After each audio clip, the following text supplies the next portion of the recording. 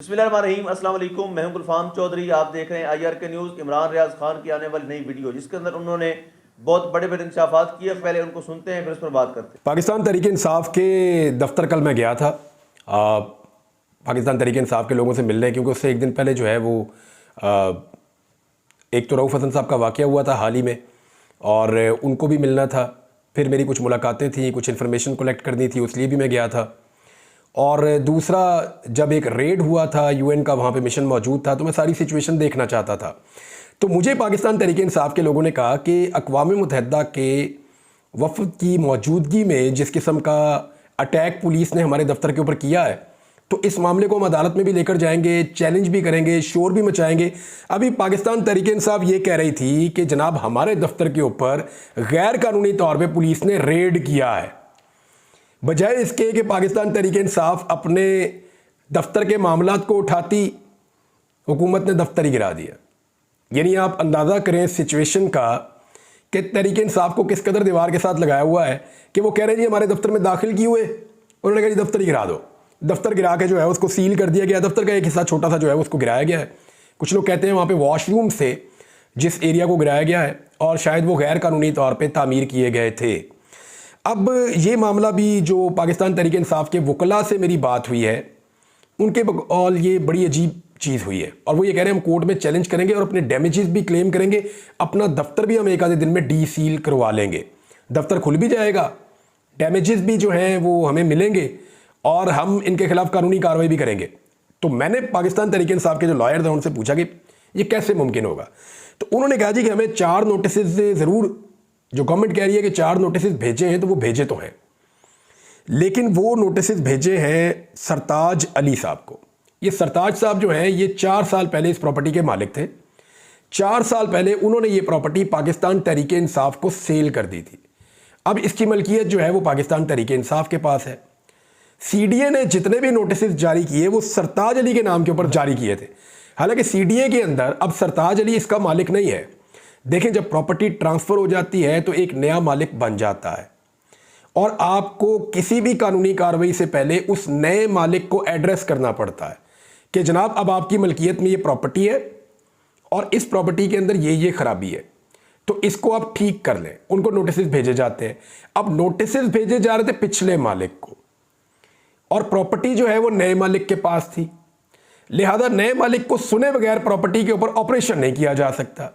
अगर कोई ऑपरेशन होगा तो तमाम दफातर दिन के वक्त लगते हैं, तो ऑपरेशन दिन के वक्त होना चाहिए था, ताकि टीमें आती और दिन के वक्त रोशनी में ऑपरेशन करती, पता चलता। लेकिन ऑपरेशन जो है वो आधी रात के वक्त ऑपरेशन किया गया। एक तो उनको ये एतराज़ है, दूसरा वो ये कह रहे हैं कि हमें कोई नोटिस नहीं भेजा गया, प्रॉपर्टी हमारे नाम पे है। पुराने मालिक को नोटिस भेज कर नए मालिक को सुने बगैर प्रॉपर्टी को गिरा दिया जाए या सील कर दिया जाए, ये नामुनासिब है। हमारी बात सुनी जाती, अगर कोई चीज़ ऐसी थी तो उसको हम ठीक कर लेते। ये पाकिस्तान तहरीक इंसाफ का मौक़िफ़ है, वो इसको गैर कानूनी कह रहे हैं। मोहम्मद अली रंधावा साहब जो कमिश्नर लाहौर हुआ करते थे, और पाकिस्तान तहरीक इंसाफ के चंद दोस्तों ने मुझे बताया, उन्होंने कहा ये जो मोहम्मद अली रंधावा साहब है ना, इनके ही दौर में ज़मान पार्क में तोड़फोड़ हुई। उनका ये क्लेम है कि इन्हीं के दौर में पाकिस्तान तहरीक इंसाफ का जो लाहौर वाला सेक्रेटेरिएट है उसमें आग भी लगी, तोड़फोड़ भी हुई और तबाही फैल गई। तो काफ़ी चीज़ें लाहौर में डिस्टर्ब की थी जब ये वहाँ पे कमिश्नर थे। तो अब ये पहुँच गए हैं जी, मोहसिन नकवी साहब के बहुत करीब है, तो ये पहुँच गए हैं इस्लामाबाद। तो इस्लामाबाद में भी पाकिस्तान तहरीक इंसाफ का दफ्तर गिराने का क्रेडिट इन्हीं को जाता है, और उसको सील करने का क्रेडिट इन्हीं को जाता है। अब देखना यह है कि पाकिस्तान तहरीक इंसाफ अगले मरहले में क्या करती है। यानी उनके पास करने के लिए बड़ी ज़बरदस्त एक चीज़ है, मेरे साथ उन्होंने शेयर की है, लेकिन अभी वो अमानत है, तो इस पे वो एक सरप्राइज़ देंगे बड़ा इंटरेस्टिंग, और वो सरप्राइज़ आपको मिल भी सकता है। लेकिन रात गए के मनाजिर में आपको बताता हूँ, सिद्दीक जान वगैरह वहाँ पे गए थे। मैंने उनको फ़ोन करके पूछा, उन्होंने कहा जी लोग तो ऐसे आ रहे हैं जैसे कोई अकीदत मंदी के साथ आ रहे हैं पाकिस्तान तहरीक इंसाफ के दफ्तर में। मैंने कहा क्या मतलब? उन्होंने कहा जी हुकूमत का ये कदम भी उल्टा पड़ गया। कैसे पड़ गया? उन्होंने कहा जी ये दफ्तर पाकिस्तान तहरीक इंसाफ के जो यहाँ के लोग हैं उनको ज़्यादातर को पता भी नहीं था, सिर्फ क़यादत आती थी, मीटिंग की और चले गए। उन्होंने कहा जी लोग ढूंढ ढूंढ के इस दफ्तर तक पहुँच रहे हैं और बड़ी अकीदत के साथ आकर देख रहे हैं, और वहाँ खड़े होकर नारेबाजी करते हैं, वहाँ घूमते और चले जाते हैं। तो ये पाकिस्तान तहरीक इंसाफ को चीज़ ये भी सूट कर गई है। और तहरीक इंसाफ आपको पता है मीम्स बनाने में तो वो मास्टर है। वो ये कहते हैं जी हमारे बाथरूम गिरेंगे, अब हम खुल के करेंगे। इस किस्म की जो है वो अजीबोगरीब बातें कर रहे हैं लोग। तो हर चीज़ के अंदर कहीं ना कहीं इंटरटेनमेंट ढूंढ लेते हैं। इंटरटेनमेंट ढूंढने के लिए ज़्यादा दूर में जाना भी नहीं पड़ता, हमारे पास जो हुकूमत है वो खासा अच्छा इंटरटेन करती है। ये अगर आप एक मनाज़िर है, छोटा सा मैं आपको दिखा देता हूँ 2-3 सेकंड का। ये जो साहब शहबाज शरीफ साहब की फ़ोटोज़ बना रहे हैं ना, ये कोई टिकटॉकर नहीं है या कोई प्रोफेशनल कैमरामैन नहीं है, ये आपका वज़ीर इत्तलाआत है। और आपका वज़ीर आज़म जो है वो गया हुआ है अफसोस करने के लिए, ताज़ियत के लिए। एक हमज़ाया ब्रदर मुसलमान मुल्क है, उनके सदर इब्राहिम रईसी का इंतकाल हुआ, बड़ा संजीदा मौका है और उस पर शहबाज शरीफ साहब गए हैं। उनका नेशनल मीडिया इसको कवर कर रहा था और न्यूज़ एजेंसी के ज़रिए सारी दुनिया को ये कवरेज मिल रही थी। लेकिन उसके बीच में एक कैमरामैन फिर रहा है और आप ये देखें घूम घूम के अपने मोबाइल फुटेज से ये क्या साबित करना चाहता है। ये बताना चाहता है कि इससे अच्छा कैमरामैन कोई नहीं है, लिहाजा इसको वज़ीर इत्तलाआत रहने दिया जाए। ये क्या बताना चाहता है कि ये अपने आप को इस लेवल तक ला सकता है शहबाज शरीफ की मशहूरी के लिए, तो इसको इस सीट के ऊपर रहने दिया जाए। यानी जब छोटे लोगों को बड़ी सीटों के ऊपर बैठा देते हैं तो वो ऐसी छोटी छोटी हरकतें करते हैं अपनी सीट बचाने के लिए। यानी क्या अता तारड़ को यकीन नहीं आ रहा कि वो वज़ीर इत्तलाआत बन गया है? यानी ऐसी छोटी छोटी और अजीबोगरीब, फिर लोग जब देखकर हंसते हैं तो पर्चा करवा देते हैं। यानी या तो ऐसी हरकतें बंद की जाए ना जिस पे लोगों को हंसी आती है, या तो ये कॉमेडी बंद की जाए जिस पे लोगों को हंसी आती है। और अगर अब आपने कॉमेडी करनी है तो फिर लोगों को अलाउ करें कि जहां पे आप बैठे हो लोग आपको देख के मुस्कुराएं, आपको देखकर हंसें और इंजॉय करें। फिर आप उनके ऊपर मुकदमा दर्ज ना करें। अब लोग आपको देखकर हंसते हैं तो आप फौरी तौर पे पर्चा दर्ज करवाने के लिए पुलिस के पास चले जाते हैं कि जनाब इन पे पर्चा दें, मुझे देख के हंस रहे थे। वो किसी और बात पे हंस रहे होते हैं, आपको पता नहीं किस बात का एहसास है, कमतरी आपको लगता है मुझे देख के हंस रहे हैं। लेकिन ये अच्छा कॉमेडी सर्कस चल रहा है और आपके वज़ीर इत्तलाआत जो है वो एक नया लेवल मुतारिफ करवा रहे हैं वज़ीर इत्तलाआत का।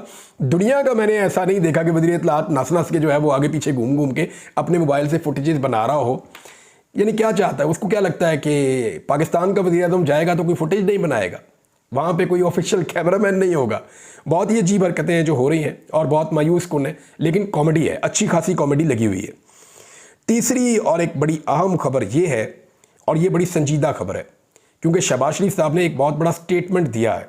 शहबाज शरीफ साहब के स्टेटमेंट को मैं एक और स्टेटमेंट के साथ मिलाकर पढ़ूंगा और उसके बाद आपको मैं हकायक बताऊंगा कि एक्चुअली पाकिस्तान के साथ हुआ क्या है और ये झूठ किस नौइयत का बोल रहे हैं। थोड़ी सी मैंने तहकीक की है, इस इशू को आप एक दफ़ा समझ लेंगे तो आपको दोबारा समझने की ज़रूरत नहीं पड़ेगी। देखिए, कोई मुल्क आगे बढ़ता है तब बढ़ता है जब उस मुल्क के अंदर सरमायाकारी आती है, बाहर से लोग पैसा उस मुल्क के अंदर शिफ्ट करते हैं और वहाँ पे कारोबार बढ़ता है।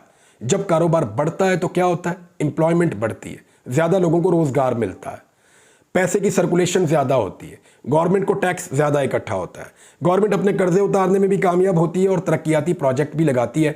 तो ज़्यादातर इन्हिसार इस बात पे है कि आपके मुल्क में कितनी सरमायाकारी आ रही है, बाहर से आपके मुल्क में कितना पैसा आ रहा है, ये बहुत इंपॉर्टेंट है। जी बिल्कुल, जैसा आपने सुना, इमरान रियाज खान ने बड़े तफसीली जायज़ा लिया और बताया कि किस तरह से इमरान खान साहब के खिलाफ जो केसेस हैं, जो बेबुनियाद हैं, बोकस मुकदमात हैं, किस तरह से वो उड़ने जा रहे हैं और आने वाले दिन इमरान खान के लिए और पाकिस्तान तहरीक इंसाफ के लिए कितने मुफीद साबित होने वाले हैं।